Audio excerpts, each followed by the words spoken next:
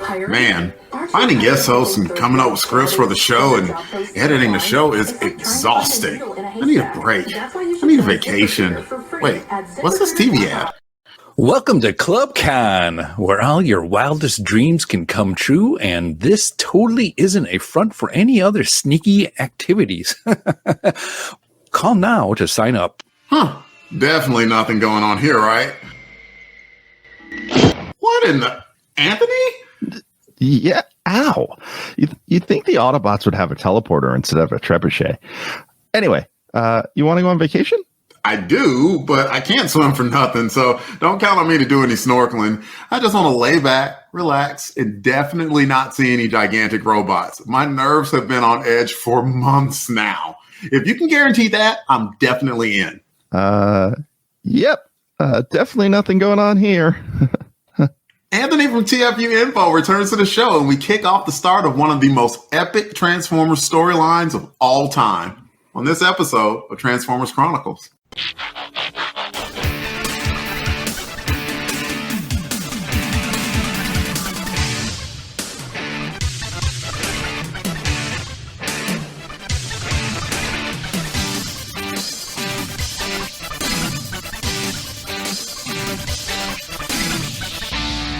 The LONGBOX CRUSADE presents Transformers Chronicles. Hello and welcome back to Transformers Chronicles. I'm Delvin, aka the Dark Web, and in case you're new to the show, welcome, and let me tell you what this thing is all about. We're going for a wild, crazy ride chronicling an awesome, wacky, and sometimes corny world of the Marvel Comics, the Transformers, but I will not be going at it alone. Let's see who's on the show tonight. First up, we have the founder of the LONGBOX CRUSADE, the novice, relatively so, to the Transformers world, the seeker of the matrix of knowledge. His name is Pat Sampson. Pat, what's going on, man? Hey, Devin. Not a lot's going on. You know, I just got back, went on a trip overseas, found a nice beach to relax on, got some rays, put my feet in the sand. It was a good time, and it didn't cost me that much. No? Why didn't? Is there a catch here? Am I missing something? I had this really cool boombox that I brought with me, and so people thought it was really cool that I had it with me, and, you know, I was just pumping the music. Me being the DJ, I was there and providing the entertainment, so I kind of got on for free. Man, I should have had a skill like that. You know, years ago when I joined the Air Force, like my granddad, he asked me, did I have a job that was going to have a skill that translated to the outside world? And, you know, I did satellites. Like, did that translate? No. And here you are with a boombox. I know, the boombox. And, well, you know, it falls into my other thing of, you know, how I'm an entrepreneur and, you know, me and Dave, you know, old Ben, we're always looking for new stuff. So I was actually kind of there scoping the island out to kind of take it over. Me and Dave are thinking about making our own resort now. So we would be looking for somebody to be on the staff to help maybe with some bodybuilding, some workout routines for people while they're there. Okay. So, all right. I can do that. Like, I can just wear a shirt all the time. People don't have to see my stomach. Anyway, we're gonna move on to our guest. He has been here before. His name is Anthony Bracale, and he is from TFU.info. We have cribbed his stuff like all the friggin' time to make our show sound more authentic and stuff. Welcome back to the show, Anthony. Thank you so much for being here. Always happy to be here. Got anything that you want to tell the listening audience maybe about something that you're doing? Even though we're going to give you a chance at the end, you could always regale us with something now. Oh, let's see. Well, no, that I'm doing. No, just it's just the podcast, Transformers University, where we cover the entire history of Transformers starting in 1984, and we're into 1988, so we're right around the time before the issue that we're going to cover. So actually, you guys started after me, and have already gotten ahead of me with your coverage. So I'm now playing catch up to you. Man, like sometimes like we've had like some patchy parts as far as like getting out the show. So like I'm kind of like smiling that we're able to pass anybody. So, but you know what? I'm glad that this worked out as far as timing, because we reached out for another host and just message Anthony, was like, come help us. And he's like, absolutely, I'll save you. And I'm like, oh, thank you. And I kind of tore up my hair a little bit. Like, it was darling. Very quickly, I just found out this news before we started recording. I already saw that Anthony tweeted about it. Just want to give a well wish to the family of MD Bright. He did not have a huge role in the Transformers universe per se, but he drew one of the most iconic covers of all time. That'd be the Shockwave cover from Transformers issue 5. And I was first texted or messaged this information by Peter Peltier, one of the fans of the show, and then looked on Twitter X and saw that Anthony messaged it. And also, I think Fabian Nicieza messaged it. So I just wanted to give a rest in peace and to the Mark Bright's family. So I just wanted to say that if anyone wanted to add anything, now's the time. Pat? Oh man, this is news to me. I haven't even checked any social media yet. So yeah, my thoughts and prayers go out to his family. The iconic cover, like you said. When you said that name, I'm like, oh yeah, I know what cover that is. Yeah, unforgettable. And Anthony, of course, you. Yeah, I mean, iconic is probably the best word for that cover, and really for MD Bright's career. I mean, he was co-creator of Icon over at DC Milestone. He was co-creator of Quantum and Woody, and with Valiant and Acclaim, which is a fantastic read for the comic book fans out there. Quirky and weird and fun, and just kind of all over the place. And then of course the Transformers number 5 cover with Shockwave, which is probably arguably most people's favorite cover of the original run, and probably of almost any Transformer comic. So much so that it's even being immortalized later this year. They're doing a special release of a comic book version of Shockwave, his current figure, where he'll be in kind of like a halftone coloring or comic book style coloring. And he'll be in a package that features that box, that cover art on the front. Oh, nice. Oh, my. What a presentation. And what an honor to MD Bright. So I tell you, we just recently said goodbye to Jose Delbo. And it's like, look, I understand. We're middle-aged men. And this is the kind of thing that happens. But I would absolutely be okay if it happened a little bit less, Anyway. The purpose of this podcast will be tackling all of Marvel's Transformers comics in order, starting with issue 1 and working our way to the series end at issue 80. We will answer any questions that are brought up to the best of our ability and see how these books we loved then as a kid hold up to our eyes as an adult now. This podcast is guaranteed to be, you guessed it, more than meets the eye. So Pat, Anthony, let's check out a Decepticon resort that is hiding 1 or 2 secrets. I'm kind of understating that. Right after the promo break. The Transformers will return after these messages. It is a world transformed, where things are not what they seem. Transformers! Want to learn a bit about the Transformers? Think you know everything about Cybertron, but are looking to learn a little bit more? Enroll today at Transformers University Podcast. Each episode will tackle a piece of Transformers history, starting in 1984 and marching our way up to today. Hosted by me, Anthony Brutali, 3-time Emmy Award winner and consulting producer on Netflix's The Toys That Made Us, and lifelong Transformers fan. We'll go on a journey through cartoons and comics, toys and movies, and all the weird esoterica from around the world, chronicling the adventures of everyone's favorite robots in disguise. Listen to Transformers University on iTunes, Google, Spotify, YouTube, and wherever you get your favorite podcasts. Transform and roll out! We now return to the Transformers. Welcome back. The issue we'll be covering today is Transformers issue 47, and here's Anthony with the cover description. All right, so on the cover, Fort Max is in the cover box doing the head-tearing thing still. Fort Max is colored in red, and the background is highlighted in dark blue. The Transformers logo is orange lined with black, with more than meets the eye, also in black, running along the top of the cover. The main action on the cover featuring the SEACON Overbite in his shark mode. Jaws, no pun intended, but certainly could be right.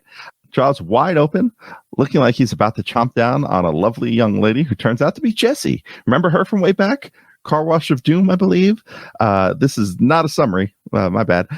Anyway, Overbite is about to eat Jessie, who is wearing some snorkeling gear Overbite's blue matches the dark blue in the Fort Max background. There's a lovely seascape drawn in the background. Diagonally above the outstretched mouth of Overbite at a rakish angle is the caption, Assault of the Savage SEACONs. And that's the cover. Appreciate that. Anthony, you mind telling us what you think about it?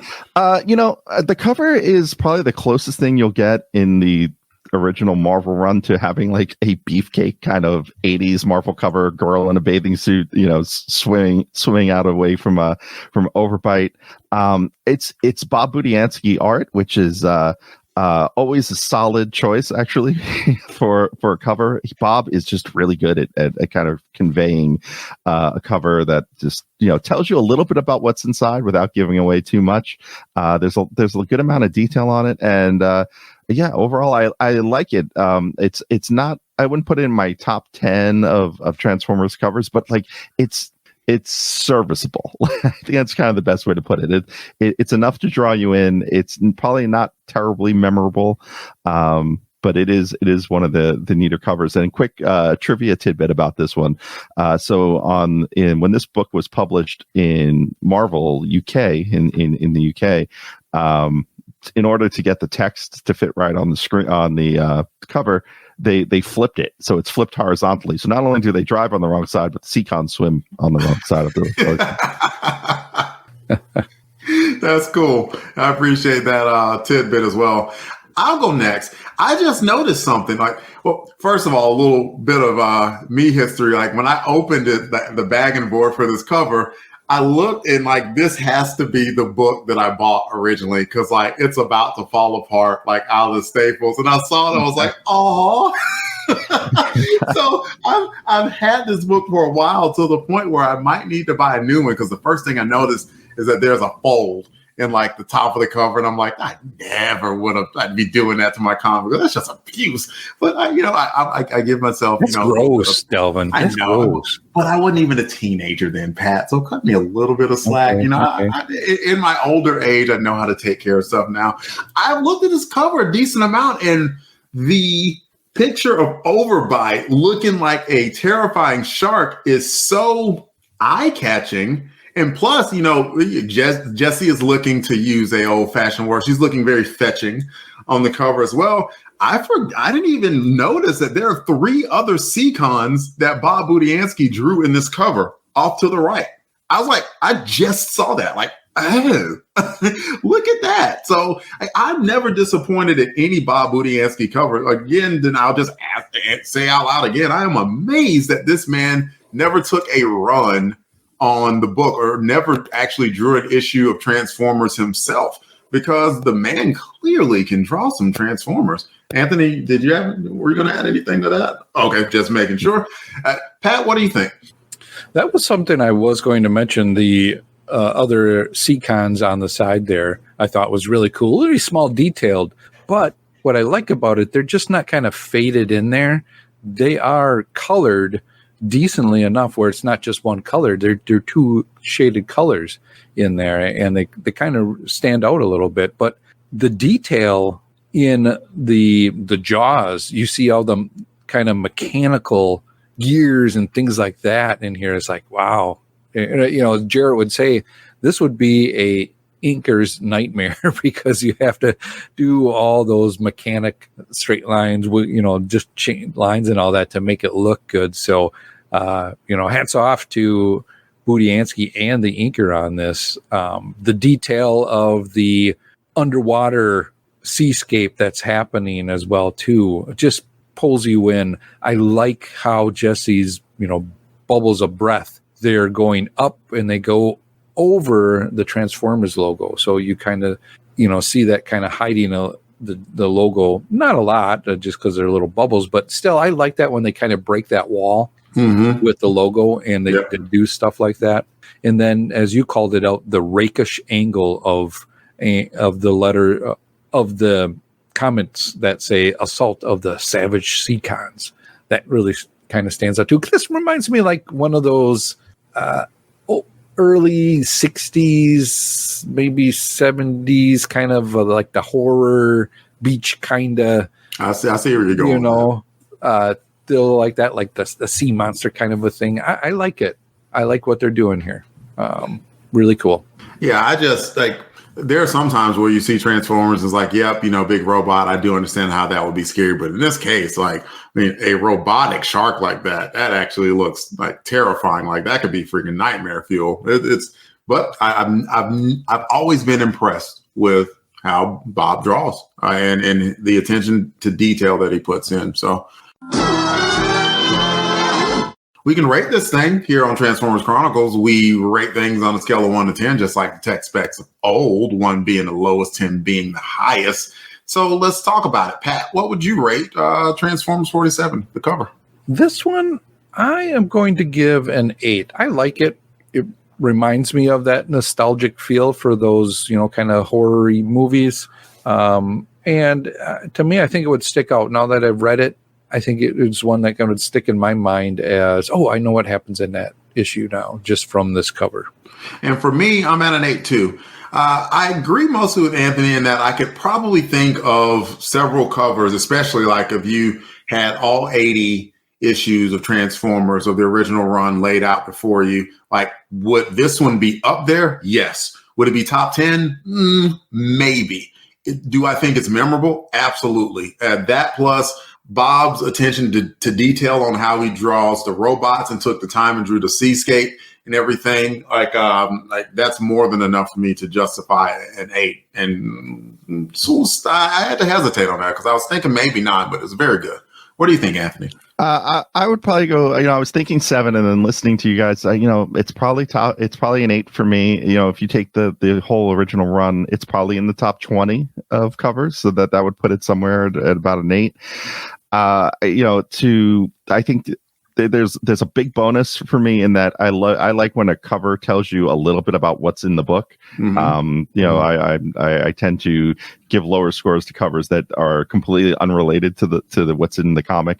On the flip side of this, though, even though there are Transformers on the cover, there's nothing in robot mode, which kind of keeps it right around an 8. Like it's probably like a 7.9. Like it's just hovering at an 8 for me. And then one little note here, Pat, you mentioned the inker on this cover. The inker on this cover was Kevin Nolan, who inked for a bunch of Marvel stuff and penciled Moon Knight and Doctor Strange. Interesting note about this is that this is the only time he's ever did any work for Transformers from this time or after. He's never done anything since. So this cover clearly scared him off. Maybe. Yeah. It's like, I have spent 14 days inking this cover. I'm never doing this again. I'm glad that you mentioned that, though, Anthony, because looking at the credits that Pat's about to be reading, I saw the name Nolan. You can see it on the cover as well. It says Budiansky and Nolan, but on Mike's Amazing World, which me and nearly everyone else who does podcasts gets information from, cover credits just went to Bob Budiansky. And I'm like, no, there's clearly a Nolan here, and I didn't know who it was. So thank you for that tidbit. Absolutely. And Pat's going to regale us with the rest of the cover credit info. All right. Well, thank you, Delvin. And here we go. We are going to be looking at Transformers issue number 47. Its on sale date was August 23rd, 1988. Cover dated, though, was December 1988. Cover price was $1. Story goes to Bob Budiansky. Pencils is Jose Delbo. Inks, David Hunt. Colors, Nelson Yantov. Letters, Bill Oakley. Editor is Don Daly. And the cover credits, as we mentioned before, were Bob Budiansky and Nolan. And all that's thanks to Mike's Amazing World and tfwiki.net. Back to you, Delvin. Hey, Pat. Yeah? How glad are you that you don't have to say Bulinati this month? It is a world transformed, where things are not what they seem. It is the world of the Transformers. The Transformers, more than meets the eye. Autobots wage their battle to destroy the evil forces of the Decepticons. Transformers, robots in disguise. The Transformers from Marvel Comics. The title of this issue was Club Con. Oh my. We start with a newly repaired Starscream descending on some humans and the battle is on. Oh, wait. Nope. We're looking at a commercial.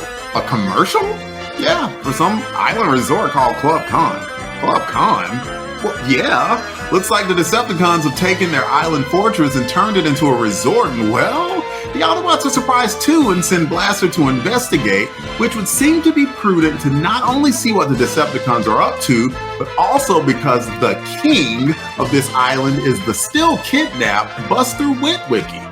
Clearly, Blaster can't go alone, but he can transform into a radio, and while Optimus Prime had the plan to have Buster's dad, Sparkplug, take Blaster on the island to do some recon, it made more sense for a younger person to do the job, and so the lovely Jessie takes his place.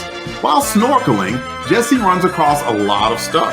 The SEACONs looking for something, a secret entrance into the island base. She goes back and grabs Blaster, and once inside the island base, she finds Buster. And boy, Buster has a story to tell about why the Decepticons are parked where they are.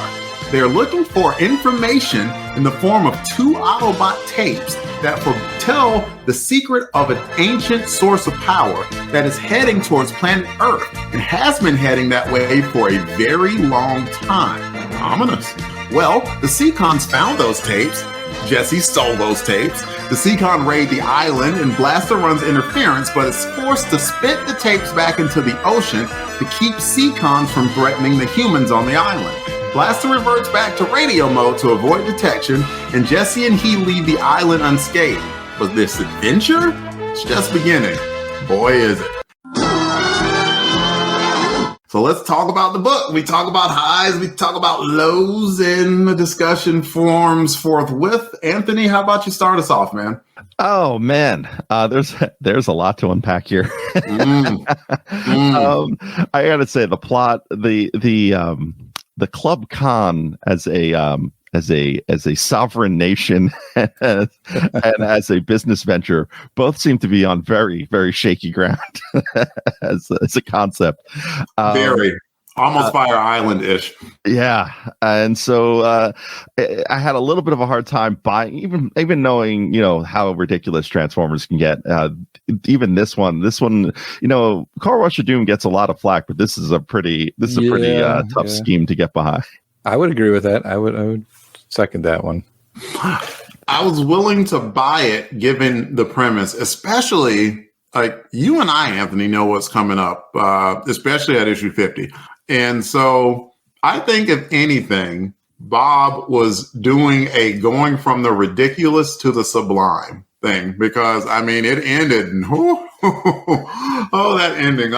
We're going to have to get back to you in 3 or 4 months, Pat, to see what you think about the ending. But I can understand how ridiculous it would be that the Decepticons basically came up with the idea of an island resort to distract from their grander scheme. But I kind of like it because it came across as silly. Yeah. Like just absolutely silly, but there was something very, very sinister underneath. But Pat, go ahead and take it. What was silly about it is like they're not hiding it. And they're not hiding who they are anymore. It's like, wait a minute, I guess now they're just making the old commercials so they can bring people to the island. And I'm like, whoa, Starscream, what is he doing? And so I was invested in this crazy thing. And I think what helps is that, like you said, the buildup of all the other kind of crazy stuff that we've seen already happen, the wackiness that we've had. And so I'm like, okay, I'm just going to go with it on this one. It makes sense of what was going on. And so I thought it was a pretty decent scheme. I feel like this is and obviously it seems like it is after the last few issues we've had. When I saw the cover, I was like, are we in for another filler, another, crazy thing? And then I started reading like part one of, this. I'm like, ooh, okay.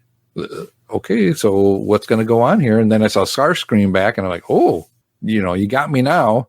Mm-hmm. Is this really true that he's there? And then I don't want to take everything in one spot. So yeah, I think this pulled me in, even though the wackiness of it, I was prepared for it, and it just kept going and giving on this one. You do remember that Starscream, like way back in issue 19, Omega Supreme wrecked him. Mm-hmm. And they had him in cold storage at the Ark. Then Grimlock took the Ark to the moon and evacuated the Ark to have his big Mortal Kombat against Blaster. The Decepticons raided and got all of those Decepticons that were in cold storage back, and it looks like Rat-Bat repaired them all, to include Starscream. Mm-hmm. So who now Starscream owes a debt to him for repairing him, it seems, right? Somewhat, he ain't gonna, but he's fine this time. So what do you know about Starscream, Pat? Pop quiz. I know he is a jet. Mm-hmm. He likes to think he's a leader and wants to take it over. Mm-hmm. He was voiced by the same guy that played Cobra Commander. I think he's a schemer. He's always looking, for himself, I guess. He's like the total opposite of a Grimlock. What do you mean? Well, where Grimlock's just more abrasive and just rough and out there, where Starscream, he's conniving and Gotcha. sneaky. Yeah, I agree. Especially early Grimlock, there was nothing subtle about him. It was like there was a line from, I think it was the movie Serenity. Like, I don't know if you guys are big Firefly fans or not, but like Mal was the leader, and Jane was always like the malcontent, like nipping at his heels from one way or the other. And then like they're having an argument over something, and like and Mal just like, what? Do you want to just take over something? And Jane was like, yeah. And then Mal was like, well, you can't. So yeah, like that's more Grimlock, but Starscream is more, oh no, you're the leader. Yep. Until I find you weak and then kill you. What was that? What'd you say? I said you're the leader. Like, okay. I was just interested to see what you remember at Starscream, and since I'm guiding the discussion somewhat, they kind of hint to that a little bit, right? Like, they do, yeah. Anthony, right? Yeah, I mean, this is the first time in the comic, especially with Starscream being in storage for so long, that you actually get a bit of his personality. I mean, a lot of people's perception of him is formed from the cartoon, but in the comic, even in that first 19 issues, he isn't much of a factor. On the cartoon in those first two seasons, I always joke that he is the best Autobot, because he is the one who foils all the plans. so he's the one that he will just ultimately screw it up for everyone else. Here we're starting to see a little bit of that, and you don't really see that in the U.S. run of the comic of Starscream kind of being that person, though, that politician almost who's trying to find his way to power. And Delvin, to your point before, I forgot this is the first part of the Underbase story. So this is I'm with you on the idea that this is kind of a soft sell into a much harder story as we go on. Yeah, like Bob's pretty good at that. To where, like, he'll start with something that is either A, seemingly innocuous, or B, completely ridiculous. You're like, what?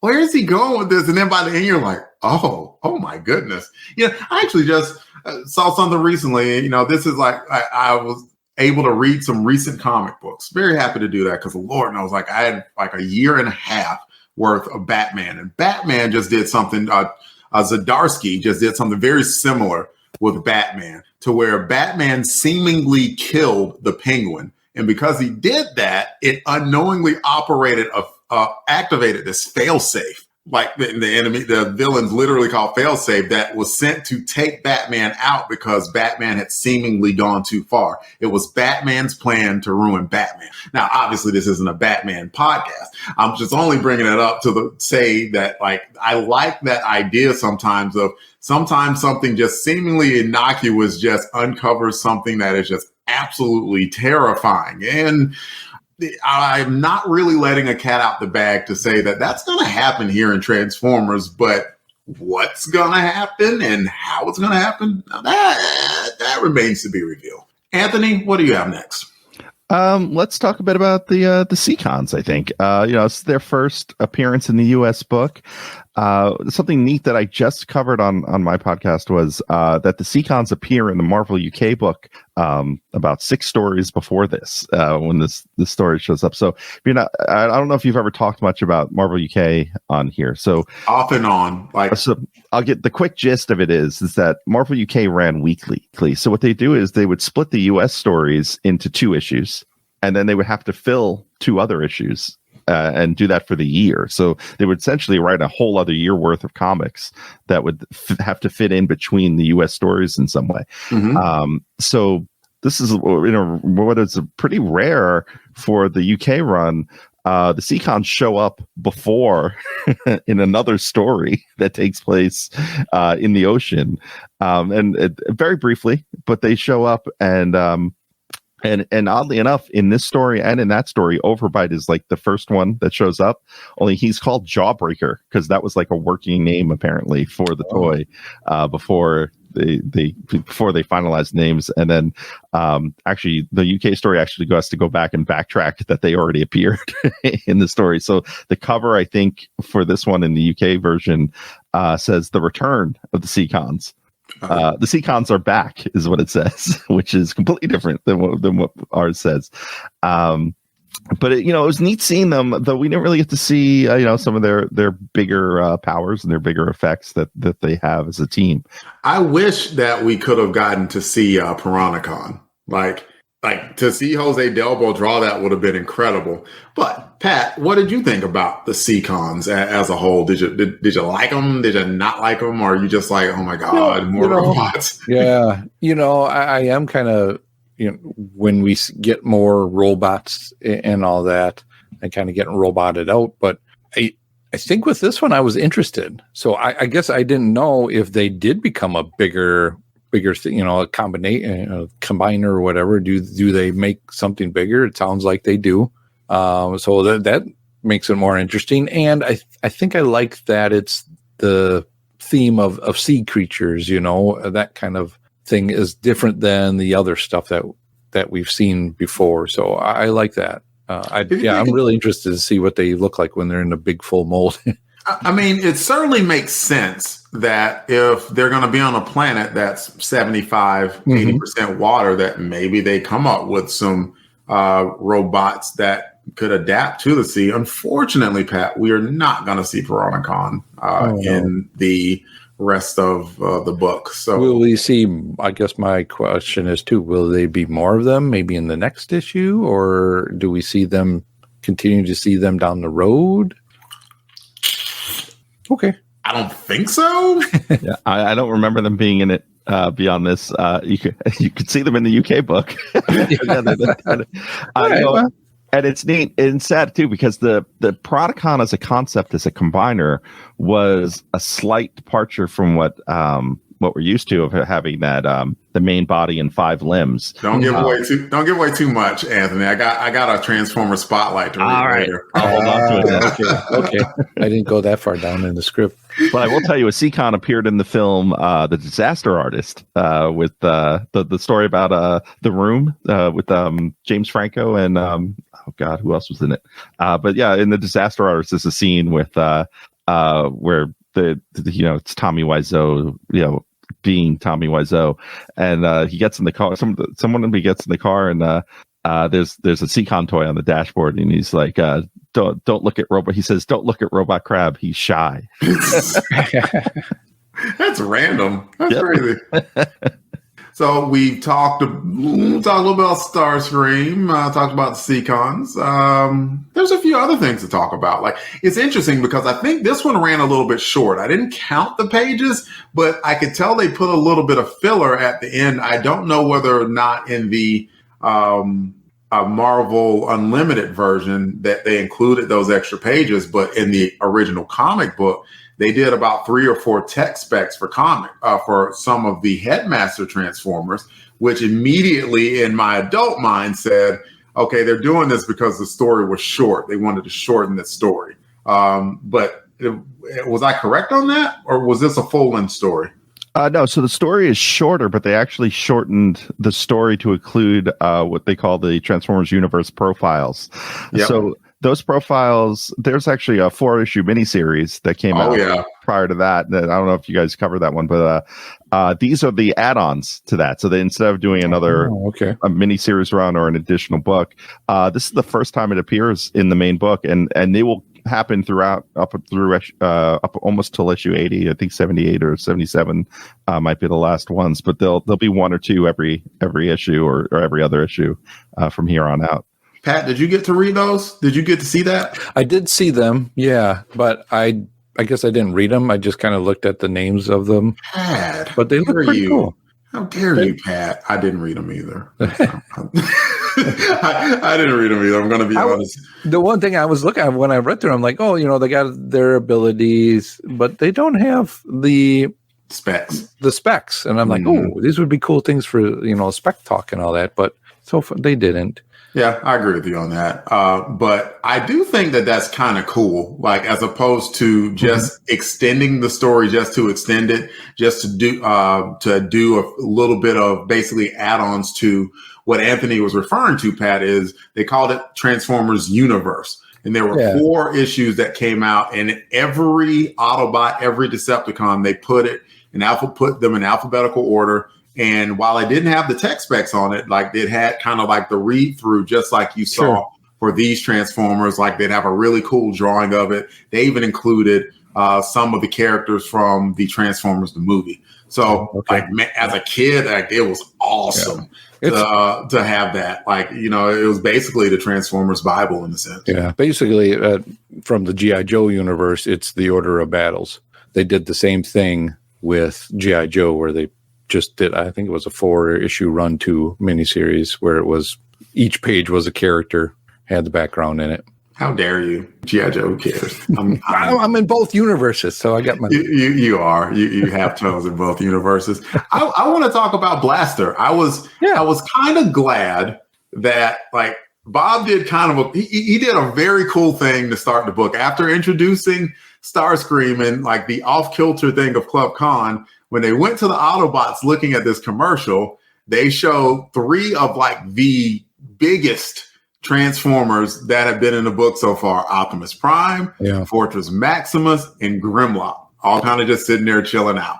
And then they cut like to the action scene, and they immediately cut to who? Blaster. And it's like, oh, so like it was just kind of cool that like the 4 main characters, or 4 of the biggest Autobots that they have shown in the Transformers universe so far, all made an appearance in this book. I thought that was cool. Did you like how Blaster operated in the book, Pat?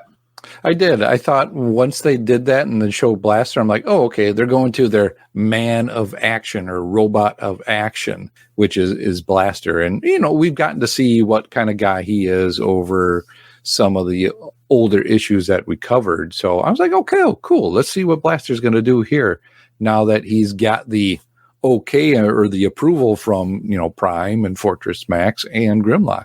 And I thought it was cool to see those 3 kind of just chilling too. It's like 3 brothers sitting around there, like, okay, you got Prime, who's the older guy, and then you got Fort Max, and then Grimlock, who's just like the younger brother that just wants to have fun and do some things. Yeah, he saw it as like, oh, that's a cool place to visit. But then it's like, I get to smash Decepticon, smash. Like, so, yeah. Anthony, what do you think? I think Blaster in the Marvel run is just awesome. He is one of the best characters in this whole series, and consistently always has really good stories and really good roles to play in these stories. I think you watch him, he takes a pretty harsh shot to the back from the SEACONs in the story right before spitting out the cassettes into the ocean, which I thought was a little odd that Blaster as the boombox is ejecting tapes via his mouth instead of his cassette door, which is a terrible marketing when you're trying to sell a toy that does the same thing. So I agree totally. But a Blaster, he's great as he always is. I mean, I wish there was more I could say. I thought it was weird that he kept calling Jesse's soft skin, which seemed odd. I don't feel like he had that vocal tick prior when dealing with humans, and it almost seemed like disdainful, where I didn't feel like he was written that way before. I agree. I think maybe he was just like, I don't know, maybe he didn't care too much for Jesse in that, like, what made me laugh about Jesse is like Jesse just straight up lied. She lied to Sparkplug and she lied to Blaster. She's like, okay, I'm gonna go snorkeling. Okay, I'm gonna go past like the safety guidelines. Okay, I'm gonna invade this Decepticon base. Like, that's not lying low. That's not laying low at all, Jesse. What the heck, girl? Like, but I mean, good on her, because I mean, she absolutely helped uncover the plot, but she did not listen to anything that she was told. So, like, I found that funny. I like it that, obviously she is more grown up person now. She is not the little girl or the teenage girl that we found in the beginning. Time has definitely passed with her and with Buster. So I thought that was kind of cool to see, her get a little more role, a little more action scenes of her on her own than we have in the past. Yeah, I absolutely agree with that. I am always a fan of women in comic books with agency. And especially, I mean, we're getting past that point, but I'm never been a fan of the damsel in distress. It's like, save me. No, heck no, girl, be about that action. And she absolutely was about that action. And where even Blaster, who we've already mentioned, is kind of like the bot of action. Like, he was like, no, we're going to be cautious, and she's like, no, screw this. I see the tapes. I'm still in the tapes. And she took the tapes and just ran with them. Like, I give her credit for being a woman of action. I can see how Blaster is treating her because he doesn't really know her, right? We know her, and some of the other, like Prime knows her, and some of the other Autobots that we've seen, but Blaster's never really had an interaction with her. So he's kind of coming at her new. So, hasn't really friended her, but I think at the end of this, he did. He's like, well, you really handled this very well. So, and you got us what we somewhat needed, I guess, kind of kicking it over to that sense with the tapes and all that. He says he knows something. So I don't know if he played it back when he was eating it or whatever, and now it's in his head or something. Eating it. That's funny. I don't know. That is just hilarious artistic choice. Like, I don't know whether or not, like, I'm betting that Bob's direction to Jose was like, he ejects the tape. Spits out the tapes. Yeah. And he spits out the tapes, and Jose was just like, okay. Oh, man. Well, with the little knowledge of Transformer knowledge that I understand, is when they are small, they micronize or whatever, and then he gets bigger, but the tapes still probably stay the same or whatever, and so he somehow indigests them or something. I would have thought it would have been a good opportunity for him to, like, press the button on his shoulder, whatever, and then just like quickly eject them into the ocean. That would have been a bit of a better look. In any case, does anyone else have anything? Did I miss any major plot points? Anthony, help me out. No major plot points. I've got a couple of small trivia bits here just for you. The inker on this issue, Dave Hunt, notable for being the inker on Punisher's first appearance in Spider-Man. Interesting weird art thing here in that Run Amok is in the Club Con commercial, which seems a little odd because the Humans saw him spray painting the Statue of Liberty. So I don't know if he's your best salesperson. He's also in the training room with Blaster when he's training with the Autobots. So he's misdrawn in there as being part of the Autobots. I was wondering, I was like, did the Autobots have a version of those Battle Charger dudes? I think Delbo was trying to draw a Throttlebot and just kind of drew the same thing, and then with Yomtov's coloring and just kind of washing it out, it's just all run amok on both sides. He drew a great Mirage, though. Yeah, yep. And who's the real quick? I'm sorry, Pat. Who's the brown guy? I know him, but I cannot remember his name. Outback makes his second and final appearance in the comic. He's the Throttlebot. No, so Outback is he's just one of the mini bots. Like he's essentially Brawn, but with a different face, and so he and an Australian accent in the cartoon, and he shows up for just this issue. Yes. That Australian Cybertronian. Pat, I'm sorry I cut you off, man. What were you going to say? Oh, well, you were just talking about the artwork in it, and man, the interiors on this with Jose Delbo, man, really good, really good. Yeah, I am And I think the show is a fan of his. Like, I mean, really good stuff. Like, even just seeing Mirage just for a quick second, I was like, dang, that's a really good Mirage. I wish that he had more opportunity to draw Mirage in the book. And props to Jose Delbo for this, in that, you know, there are 37 characters in here, and that's 3 humans and 34 various robots in different, character models he had to draw throughout this book. It kind of shows you how sometimes like they give him an issue off or whatever, and it's probably like, yeah, go soak your hand in some Epsom salts, man. We're gonna hire a massage therapist to massage your hand, because that's a whole heck of a lot of robots. Good grief! But props to Mr. Delbo for doing that, because it was brilliant work. Pat, did you have any additional notes before we moved on? No, just I'm interested to see where this is all going, what Rat Bat has. And, you know, obviously this is some sort of a Rat Bat plan that's going on here. I think, you know, seeing him again, and, you know, he's always scheming too. So I want to see where things are going. Well, remember, they very quick. I love Bob for this, like just little subtleties where he tells Starscream, like, I am Commander Rat Bat, and don't you forget it.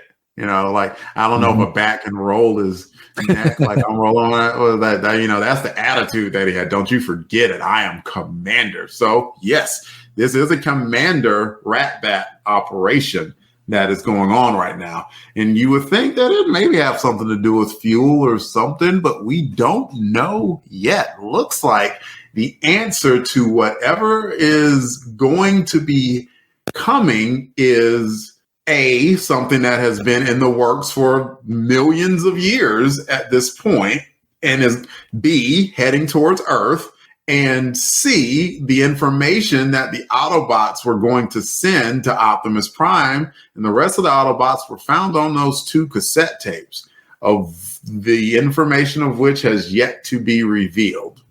Do those cassette tapes transform too? They do transform. I don't know if we see them transform in the book or not, but I mean, they do transform. Blaster had his own set of tapes. The crazy thing about that is, like, they were never showcased like Soundwave's tapes were. Like, Soundwave, I could rattle off the top of my head: Rat Bat, Laserbeak, Buzzsaw, Rumble, Frenzy. Those are all his tapes. And he had a couple other like dinosaur ones too. Like, but Blaster's tapes, like, they never really talked about them too much. I'm sure Anthony's got that. I got something to say. I could get into it, but yeah, in the cartoon, they showed up a handful of times, and they're part of the 3rd season. They show up a little bit in the movie, very briefly, and then they're peppered throughout the 3rd season, but they're not a big factor like Blaster's, like Soundwave's tapes are, and Soundwave's tapes show up throughout season 3 also.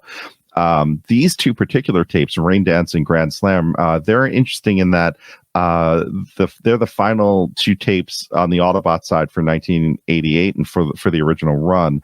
The toy, you won't see them transform in the comic. They only have one more appearance, and they're still in cassette mode when you see them.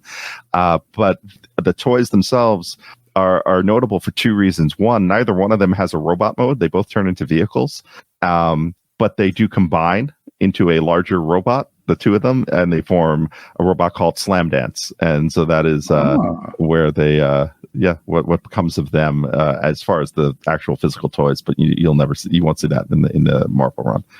Okay. Interesting. Very interesting. And thanks for that, Anthony. Incredible information, man. We are going to transition now to talk about who had the touch, where we talk about which character in the book stood out the most, be it Autobot, Decepticon, or human. Pat, who do you think had the touch? Boy, this one's hard. I'm tossed between 2, and I'm just going to go right off the top of my head. You mentioned it. It's Jessie. I think she had, you know, the woman of action in this one. I think, you know, if she didn't do what she did, there really wouldn't be much to this issue, or wouldn't really be much to the story, because they probably never would have got the tapes, or, you know, at least figured out there's something not right with that Club Con going on here. And I like that she did something that was just, you talk about very common sense to a human being, maybe not to a robot. Like, I'm assuming like they sort of roamed the base and was like, okay, this has to be where Buster is. And Blaster was like, why? It's like, it's the only human sized door. Mm-hmm. Like, yeah, that makes sense. That's bloody brilliant, to be honest with you. Anthony, who had the touch to you? Oh, I had this. I wrote this. This is like one of the first things I wrote down. It is Jessie, and it's for all those reasons you guys cited. But for my particular taste, it's because she had the touch because she talked Sparkplug out of getting a free vacation and giving it to her. He's like, "Yeah, I'll go." And she's like, "No, hold on. I could go." And not only that, she nagged him too. It's like, yeah, I think this island's for people who aren't, how do I say this nicely, freaking old and decrepit. Like, hey, oh, I said it nicely. Like, no, you didn't. You just prefaced it nicely. Yeah, she did. She talked her way into a vacation, and she got some snorkeling. She got some thrills with the robots. She got to hang out with a robot. So yeah, I'm with y'all. We'll go 3 for 3. I agree. Like, Jessie was the person who advanced the action. If it were not for Jessie, it is very unlikely Blaster would have found Buster.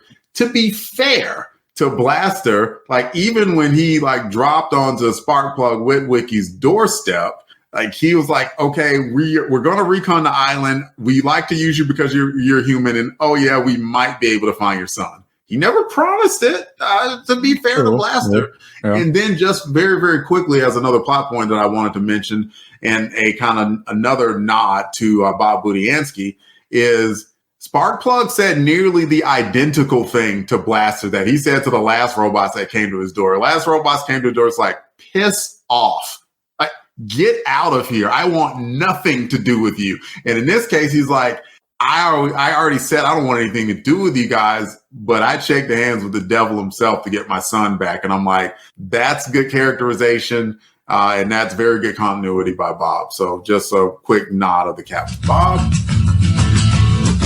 And we talked about who had the touch. Someone had to be out of touch. We talked about the character that was the worst in the book and should be spat out into the ocean when the guy who spit you out literally has a tape deck and you're literally 2 tapes. In the segment called Less Than Meets the Eye, we go back to Pat, who tells us who's less than meets the eye. And just real quick, I promise you I had written that already before we talked about it during the main discussion. I'd already had that written. Pat, you're up, man. Who was less than meets the eye? Yeah, boy, another tough one. I will have to choose Starscream because I know there's something going on there. So he's kind of less than meets the eye as far as what he's playing is my call on this one. What? Starscream? Scheming? No. Way? No. Anthony, who's less than meets the eye to you? This is going to sound like I'm contradicting what I said earlier, but I'm going to go less than meets the eye with Blaster, not for his heroics on the beach, but for showing up to Sparkplug's house in an Easter egg. If you notice that, but it's really like a cheap plastic egg that he shows up in, and I'm like, you got to come in with some style. You've got a ship full of robots that turn into things. Could we come in and get dropped off a little nicer instead of this cheap egg? What do you mean? It's an egg that transformed into 2 half eggs. It's one of those Kinder. Yes, it's a big old Kinder egg. That's what it was. Man, I don't really have anybody for less than meets the eye. Like, so far in issue 47, I think everybody did what they were supposed to do. The SEACONs were supposed to find the tapes. They found the tapes. Ratbat's supposed to lead his team to do some nefarious scheme. He did so. Optimus Prime put his best warrior into a recon mission, and he did admirably on that. I think if I had to pick somebody, it would be Blaster, only because I thought he was being overly cautious. If you look at it, if Jessie wouldn't have advanced the action, I don't know how Blaster ever would have been able to really find out anything stuck in radio mode. He needed Jessie to do something, and he seemed to be stuck on just like either jokingly or derisively calling her soft skin all the time, as opposed to maybe just putting her into action. And as she turned out, she was a completely capable person. So I think Blaster will be my less than meets the eye for that. Let's talk about rating the book, though. 1 to 10, y'all know the deal now. What are you going to rate Transformers Chronicles? I'll go first. I like this book. It was good. And even to that very good point, I know that since I know the foreshadow, like I can pick up on a few things, and it kind of made me smile and nod my head a little bit. Even if I can't quite remember, I remember vaguely 48 and vaguely 49. I definitely remember 50. And so I'm interested to see what's coming up. And I think that this was an excellent place setter. So I give it an 8. I'm going to pass it to Anthony. Anthony, what would you rate Transformers 47? I would say the story, it's a little, like I said earlier on, I think the premise is a little thin. There's some continuity issues also with the flashback and the premise of the tapes being sent to Earth when they didn't actually know if the Autobots were here things happened a few hundred years before they're woken up. And I attribute some of that to just Buster Witwicky's recollection of it. Like that's his mental picture of what's going on. But I would say, the story, it's good, but it's a little bit flat in that it's really well self-contained, but I don't remember how it fits into the larger whole, and I don't know if that's kind of shading my opinion on. So I would say it's a 7, with where I will reserve the right to promote it to an 8 after issue 50. Gotcha. Pat, what would you rate it? Well, I think I am with you at an 8. I understand what Anthony's coming from, but having read the issues we've had to read before this was a real welcome to read, knowing that it was actually going somewhere and it was setting up something. I didn't really realize that until once we started getting into it, because I'm like, oh man, here's another odd cover or just something different going on. So let's get through it. But it really surprised me. So that's why I'm raising it up to an 8 from just being a 7 for me. And really interested to see more. We have finished part 1 of 4 of the Underbase Saga. So, by the way, they never said the word Underbase. What the heck is that? Well, they show does it have to do anything with, their base, and it goes under the sea, and then it's connected to still looks like it's kind of into the bedding, right, of the sea. So are they going to try to do something with, getting to the planet core and doing, I don't know. That's my thought. Maybe. And it's okay to have thoughts. And you know what? I'm not even going to tell you if you're right or wrong. Yeah, I figure you are. It's called intrigue, Pat. We'll see. I'm just gonna leave that there, give you some intrigue, and let you have a little bit of mystery as to what the heck's going on with Transformers 48 that we're going to be talking about next month. So, heck yeah, we'll leave it there for now. And we can and never will leave you without John's segment of the show called Transformers Spotlight, where normally he discusses a particular Transformer, which was featured in today's issue, but it's still my turn to read it until John comes back. So while he wasn't in the book, we're going to talk about Piranha-Con. The function of Piranha-Con is undersea warrior, and his slogan is underwater. No one can hear you scream. When it comes to combiners, most suffer from the same problem, an inability to agree on anything while in their super robot form, resulting in limited intelligence and limited effectiveness. Such is not the case with Piranha-Con. The SEACONs who comprise Piranha-Con can all agree on one thing: they love to hunt. In fact, they love it so much that once they combine, they absolutely will not stop until they've either run out of energy or are destroyed. This has gotten to be such a problem that their commander, Snaptrap, has been forced to activate an automatic timer upon combination, forcing Piranha-Con to disassemble after a period of time. Despite this one setback, Megatron considers Piranha-Con an ideal warrior and wishes he had more Decepticons like him. Piranha-Con is usually the combined form of Nautilator as the firearm, Overbite as the right arm, Sea-Wing as the left arm, Scalor as the right leg, Snaptrap as the torso, and Tentakill as the left leg. All of the SEACONs, save for Snaptrap, have a Target Master mode that can be used by Piranha himself.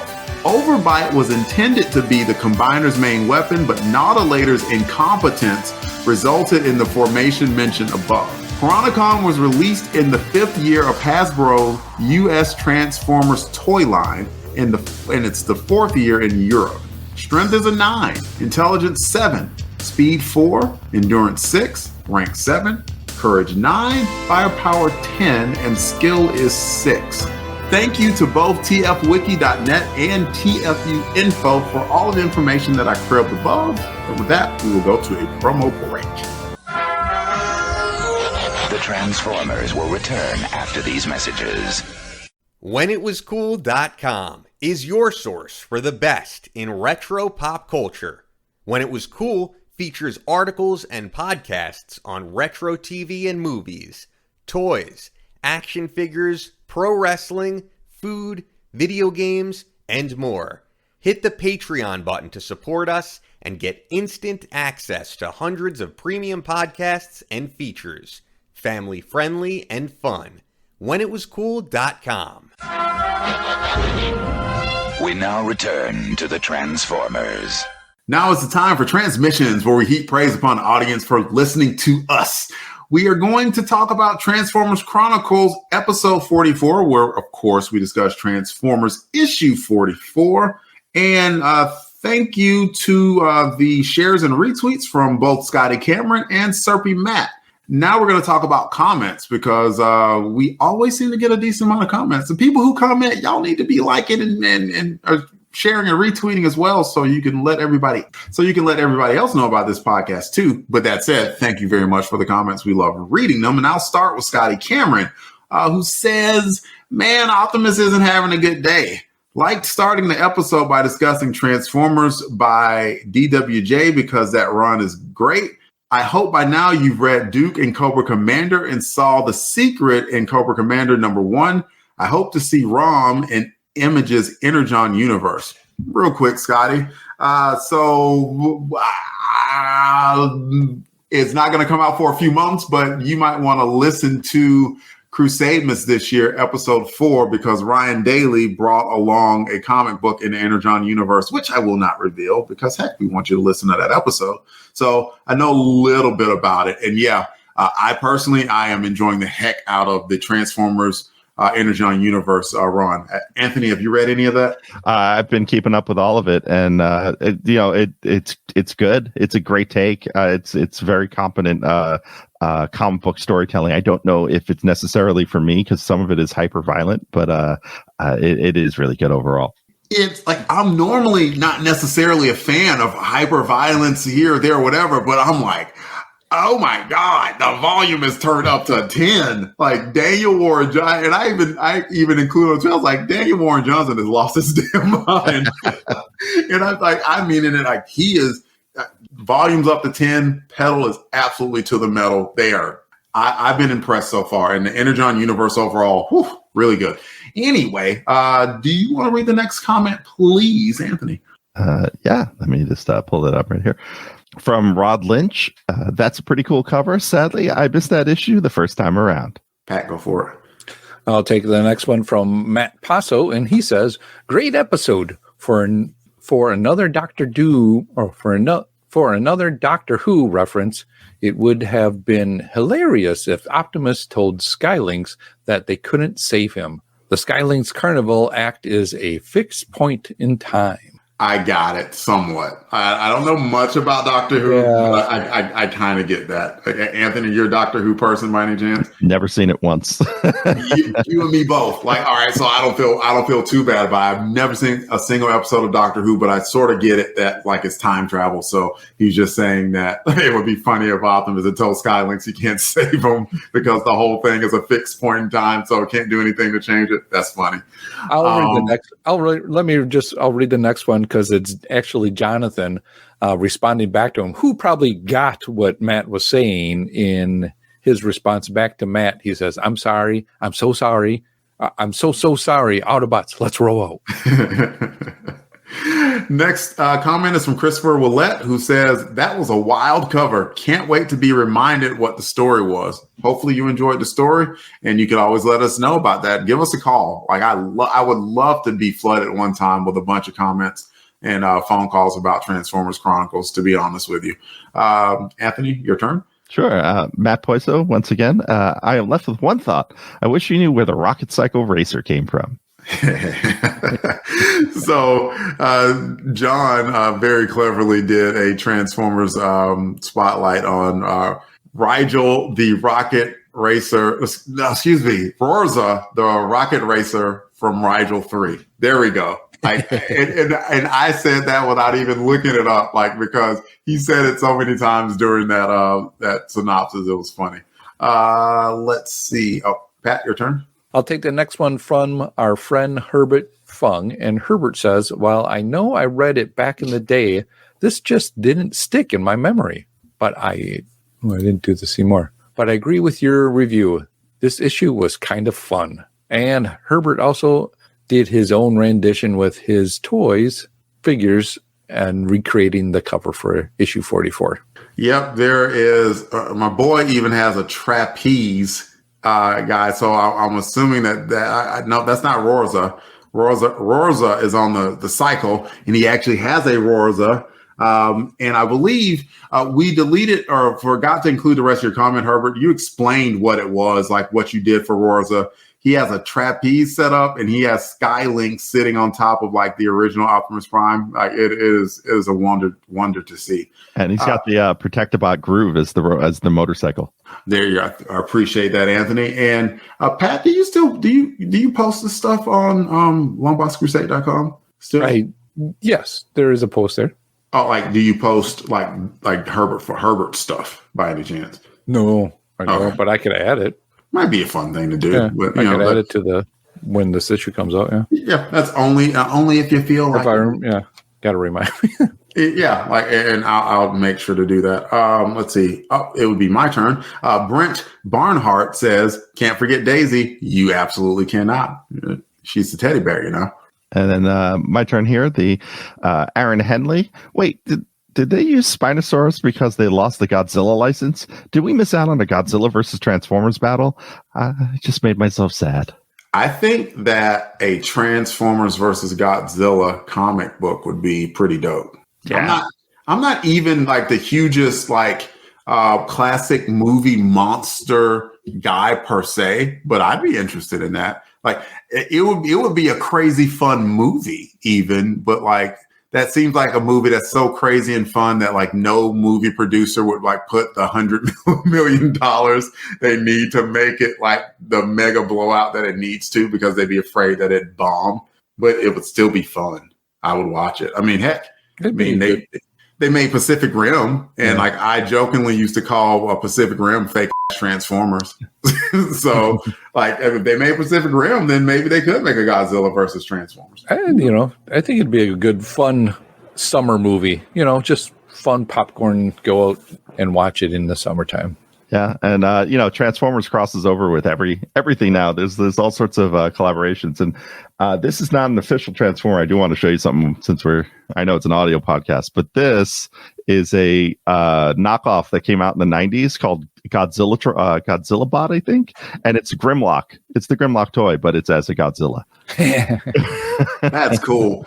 And I'm just gonna go ahead and say like we podcast with Anthony before, but like I don't know whether or not you're in a different room. I was. This is before I moved. I moved since the last time we talked. So. See, there it is, because like he comes on camera, y'all, and again, as y'all know, it's an audio podcast, and behind him is like all the Transformers. Like name a Transformer, bro's got it, and it is freaking impressive. Like I'm looking and I'm trying to figure out like where Anthony lives and can I come visit him? And then like I'll see him and Hope's like, yeah, dude, good to see you. Get out of my way and take me to the room. I'm just gonna be in the room like reliving like the most awesome childhood ever for like the next few hours. Delvin, you're welcome to come over anytime. Dude, I appreciate that. That is awesome for you to even say. And like, yeah, like I just wish y'all could see this because it is the most impressive display of Transformers I have ever seen. Fantastic. So I was just going to say it is. And that's one of the coolest things is just to meet other fans and see their love for it. And, as we talk to everybody else, you going back to Joe, I know it's the Transformers, but man, seeing someone's love of Joe and their collection behind them and just, it's awesome and so cool to see. Yep. There's that part of it. And then what I also add is, is that Joe? Is that a Joe, Anthony? Here too. Yeah, of course he does. And I just wanted to say, like, I mean, it is one of the greatest byproducts that I never would have even considered when we started podcasting. Like, you echo out like, some of your love, like, cause like I had a love for the initial run of Transformers. And then what do you get back from the universe? People who also share that same love. And so you find out that you have something in common with those people. And that's awesome. I love just the simple fact that there are things that connect us far more than there are that repel us. We've done it with Robin Hood. We've done it with Flash Gordon. And we've done it with Sherlock Holmes. Like we podcast about James Bond over in the White Rocket network. And like every time that we just put something out like that in the universe, that we even get like, 2, 3, 10 people back. That's like, man, I love this stuff too, man. And I love like listening to you guys. Like it warms our heart sincerely. And just that is something that will make you come on and record. Like I'm sure I've said it any number of times. Like I usually record at 10 o'clock at night. And I'm coming after jujitsu, which is not a easy martial art on your body or your mind. And so that makes you want to just come and sit in front of the mic. One, you get to talk to friends, which is always awesome. But two, like that, there are people who are listening to it and appreciate it. Like that is absolutely heart and soul affirming. All of that said, one more comment from Scotty Cameron from Spotify, because we have some Spotify listeners. Pat, you want to read that, please? Sure. Scotty says on the Spotify, and you too, if you're listening on Spotify, go ahead and make a comment just like Scotty does. We really, really appreciate it. And Scotty says, great episode. Love the cover ratings and the opening talk about the Image/Skybound Transformers run. I like hearing Bob Budiansky praise for how he writes humans and kids in particular. Scotty, man, we appreciate you. Thank you for writing a comment, usually on our Facebook page, and going to Spotify and doing that. Thanks a lot, man. We do appreciate that. And to anyone else, if we missed you by any chance, we apologize. Just let us know. Ping us like LONGBOX Crusade on Twitter, Facebook, Instagram, and we'll correct it the next issue. And everybody, that is the show. Please come back and join us for the next episode where we discuss Transformers issue 48, where we see part 2 of the Underbase Saga, where Optimus Prime battles Megatron? What? Megatron? He's dead, right? I think so. He's back in Pog form. In any event, if you'd like to hear more from us, LONGBOX Crusade, y'all, you know where to find us. Twitter, Facebook, Instagram, LONGBOX Crusade. We have a Patreon that you can join for only $1 a month. If you go to patreon.com, look for LONGBOX Crusade, you'll find us and you'll get access to a whole bunch of cool stuff. We'd love to have you. Please subscribe to us on YouTube and like our stuff. We'd appreciate it. We have some live content as well. We'll do it live stream once a month, every second Sunday at 4:30 p.m. Eastern time. Come Out to Play, a New Warriors podcast that I host. That's every second Tuesday of the month at 8 p.m. And we drop podcast content all the time on YouTube, usually twice a week. So we love for you to like, subscribe, come check us out.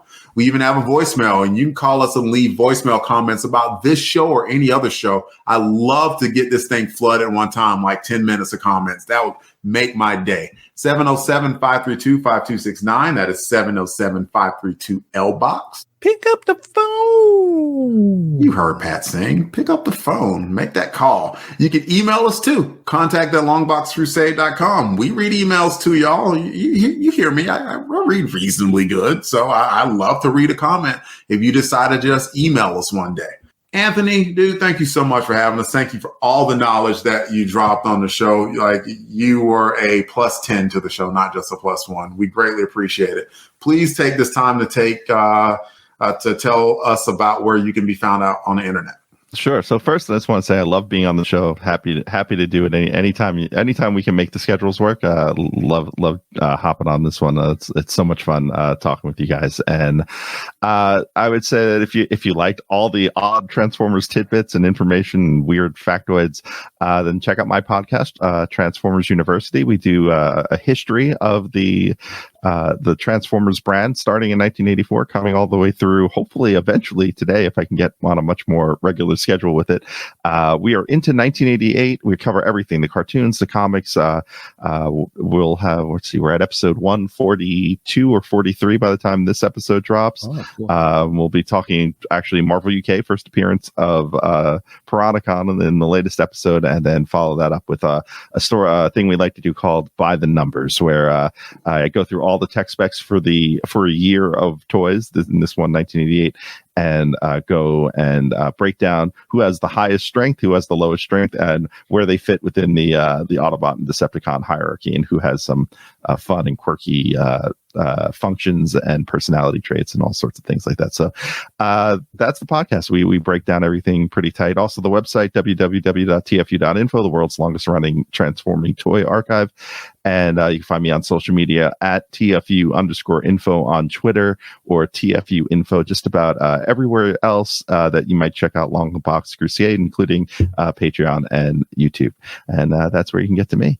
Yeah, Anthony has been invaluable to this show, one way or the other. We have taken a lot of information from his stuff. Like, I don't have the Transformers knowledge that he does, or that John has, who's normally on the show. And like, I know John pulls information from a lot of different places. I have almost exclusively gone to like tfwiki.net or TFU info and pulled information just so we can continue that segment of the show. So like, man, we are eternally grateful to you. So thank you so much, Anthony. I personally can be found on Twitter at DEE_RAY1977, and Delvin Ray, if you want to look me up on Instagram. See y'all next time. And remember, freedom is the right of all sentient beings till all are one. Till all are one. Thank you. Thank you very much. You got the touch. You got the power.